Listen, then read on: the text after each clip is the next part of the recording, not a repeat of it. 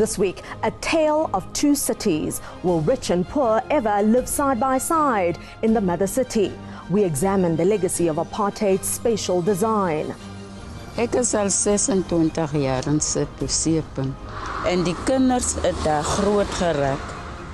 En all of the sudden toe die nuwe body corporate oorvat, toe sê hulle die kinders mag nie daar bly nie. Evictions in Seapoint is a daily thing that has been normalized in Seapoint. Most of the tenants who are low-income earners do not know their rights. If you decide to bring your bed and leave it on the side of the road, and our cleansing department comes past, we are going to take it. This is Checkpoint, and I'm Nkepile Mabuse.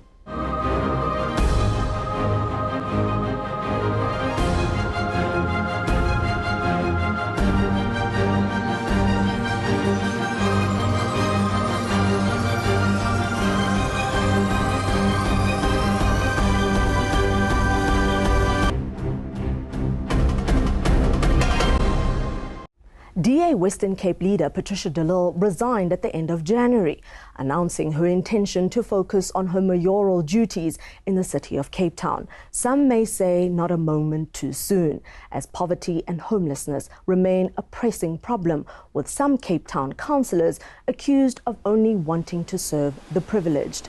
Last year, Atlantic Seaboard and Seapoint councillor Shane Ramsey went on a Facebook rant about the homeless in her constituency. She even called on residents of Seapoint to turn a blind eye to beggars, street people and car guards to stop them relying on handouts for their existence.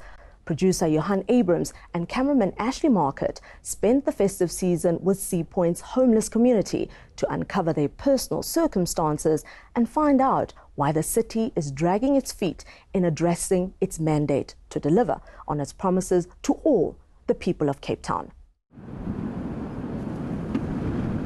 Cape Town's Seapoint, bordering the Atlantic Ocean, is prime property. A popular space for tourists and locals. But the poor lurk in the shadows.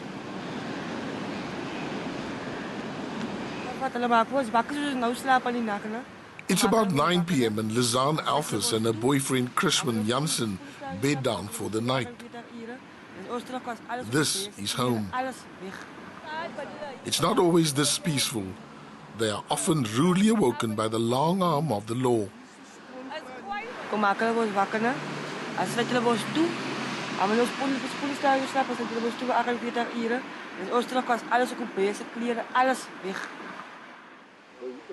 Both Lizanne and Chrisman come from the Cape Flats, where violence and social problems are the norm. They'd rather live on the streets than put up with that. Bunking down next to them is a young woman who used to live with her mother, a domestic worker. Although she grew up in the so-called servants' quarters, she and her toddler were forced to leave last year. But she sneaks the child back at night, so at least she has a safe, dry bed. I have a daughter. She's 1 year and 4 months. During the day, she's with me, and at night times, my mother comes fetch her, and she's inside. But in the mornings, I go fetch again. On cue, her mother arrives to fetch her grandchild for the night. She agrees to talk to us, and we agree not to identify her to protect her job. Ek is al 26 jaar in Seapoint. En die kinders het daar groot geraak. En all of the sudden toe die nuwe body corporate oorvat, toe sê hulle die kinders mag nie daar bly nie. She says the chairman of the body corporate sent the police to evict her daughter and grandchild. She was told she would lose her room and her job unless they left. Daar vanaf het hulle toe die kinders toe uit.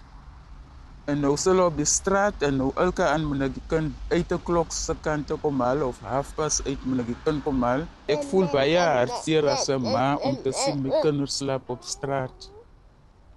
En as ek 'n huis gehad het, my kinders almal in een plek gebly. In Kosikona Swartboy, works for an organization which fights for the rights of evicted domestic workers.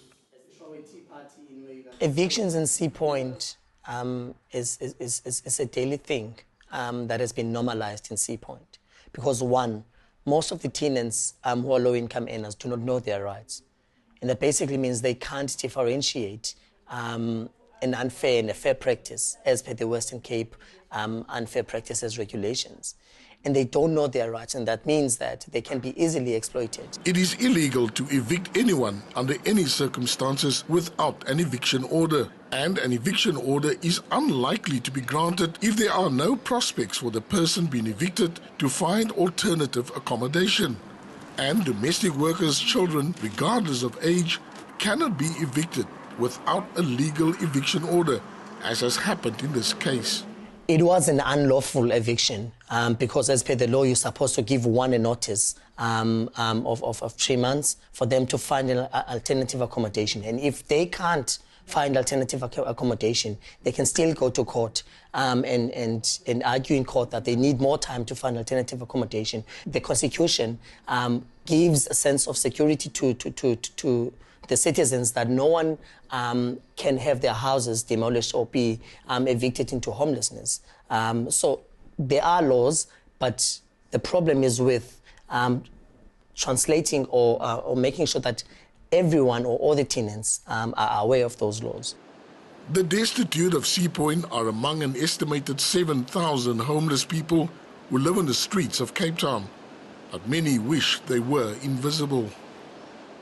In a social media rant, DA councillor Shane Ramsey likened Seapoint street people to criminals, retards and social outcasts. She went on to say, vagrants are also people, but if they choose to live in a society like Seapoint, then they have to behave in a manner that is acceptable to other residents.